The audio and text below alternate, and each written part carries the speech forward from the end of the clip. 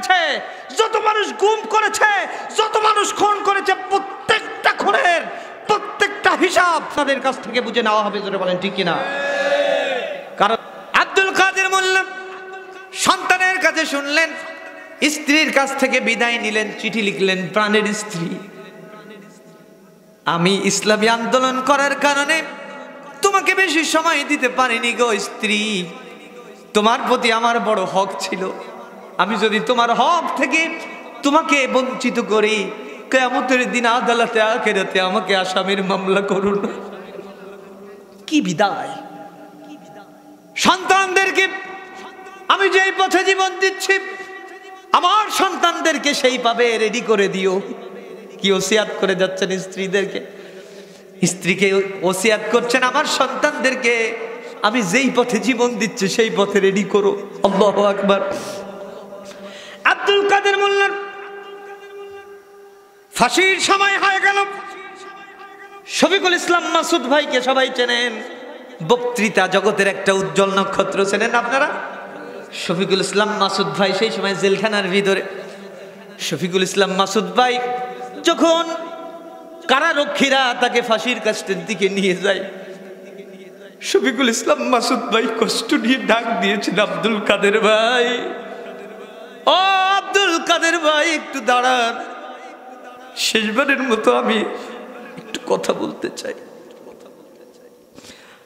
তিনি পিছনেও চাইলেন না, পাশেও তাকালেন না, মাথাটা উঁচু করে ফাঁসির কাস্টের দিকে হেঁটে গেলেন।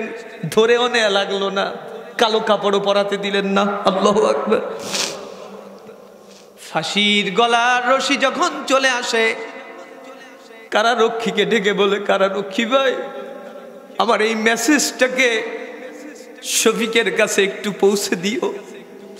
আমার শফিক যেই সময় আমাকে ডাক দিয়েছে ওই সময় পিছনে তাকানো যায় না।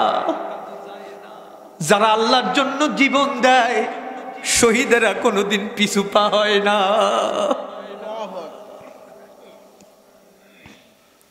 আমার প্রাণের ভাইয়েরা, আল্লাহ রাব্বুল আলামিন এই জন্য বলছেন, তুমি কি পারবে, তুমি কি পারবে সোনার দেশটা সুন্দরভাবে গড়তে? তুমি কি পারবে মানুষের তরে জীবন দিয়ে লড়তে? তুমি কি পারবে রাখতে দেশের মানুষকে সন্তুষ্ট? অভাবে তাহার স্বভাব আর হবে না যে নষ্ট।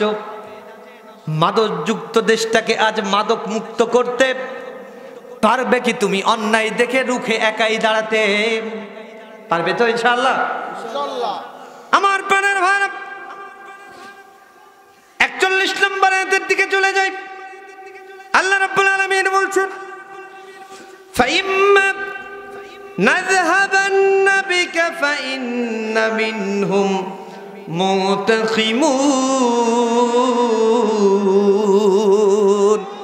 ও নবী, যদি তোমার মৃত্যু ঘটাই আমি, কে ঘটাবেন? আল্লাহ তাআলা বলছেন, তোমার মৃত্যু যদি ঘটে যায় তবু আমি তাদের শাস্তি দিব। ও নবী, যারাই তোমার দুশমনি করেছে এদের একটাকেও আমি ছাড় দিব না। কথা কার? আর জোরে বলেন কার? আল্লাহর নবী বলেন, আল উলামা ওয়ারাসাতুল আম্বিয়া, নবীর ওয়ারিস আলেমরা, আলেমদেরকে যারা মিথ্যা শাস্তি দিয়েছে তাদেরকে একটারেও ক্ষমা করবেন না যিনি তিনি কে? আর জোরে বলেন কে? তার মানে হচ্ছে আলেমরা যাদেরকে তোমরা মেরে ফেলেছো এরা বেঁচে থাকুক আর না থাকুক বিচার তোমাদের করবেন যিনি তিনি কে? আর জোরে বলেন কে?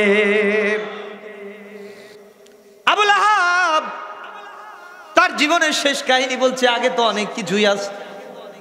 আবু লাহাব শেষমেশ তারে প্লেগ রোগে ধরলো, মরে না, মরতে চাই তারপরেও মরে না, স্ত্রী বের করে দিল ঘর থেকে। তার মানে হচ্ছে আবু লাহাবের উত্তরসূরিরা নিজের ঘরে মরতে পারবে না। বাংলার জমিনে ওদের কবর হবে না, উলুর ধ্বনি দিয়ে ওদেরকে পুড়িয়ে মারা হবে। তোরা বলেন ঠিক কিনা? কারণ যেই দেশে আসো ওই দেশে ম্যাক্সিমাম মানুষকে উলুর ধ্বনি দিয়ে পুড়াই দেওয়া হয়। তোরা বলেন ঠিক কিনা? আমার প্রাণের হয় না, আল্লাহ রাব্বুল আলামিন বলছেন ফাস্তামসিক বিল্লাযী উহিয়া ইলাইকা ইন্নাকা আলা সিরাতিম মুস্তাকিম। ও নবী, তোমার প্রতি যে ওহী করা হয়েছে তা দৃঢ়ভাবে অবলম্বন করো। আল্লাহু আকবার বলেন। আমাদের প্রতি আল কোরআন সংবিধান, ঠিক কিনা?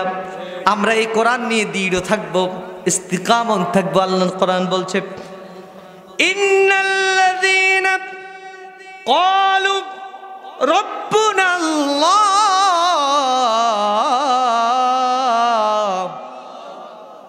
নিশ্চিতভাবে যারা বলবে রব আমার আল্লাহ, সুম্মাস্তাকামু, আল্লাহর কোরআন বলছে এই রবের প্রতি তারা ইস্তিকামত থাকবে, দৃঢ় থাকবে। তাতানাজ্জালু আলাইহিমুল মালাইকা, আল্লাহর কোরআন বলছে তাদের সাহায্যকারী দুনিয়ার কোনো গোলা বারুদ লাগবে না, আমি আসমান থেকে তাদের সাহায্য নাজিল করব। জোরে বলেন আল্লাহু আকবার, আর জোরে বলেন আল্লাহু আকবার। আল্লাহ রাব্বুল আলামিন বলছেন ওয়া ইন্নাহু লাযিকরুল লাকা ওয়া লিকাওমিকা ওয়া সাওফা তুসআলুন।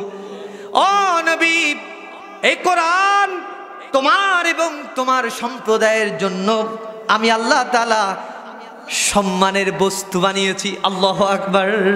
তার মানে তুমি কোরআনের আন্দোলন করবে, কোরআনের সংগ্রাম করবে, এই কোরআনের সাথে ভালোবাসা করবে, তোমার সম্মান বাড়িয়ে দিবেন যিনি, তিনি কে?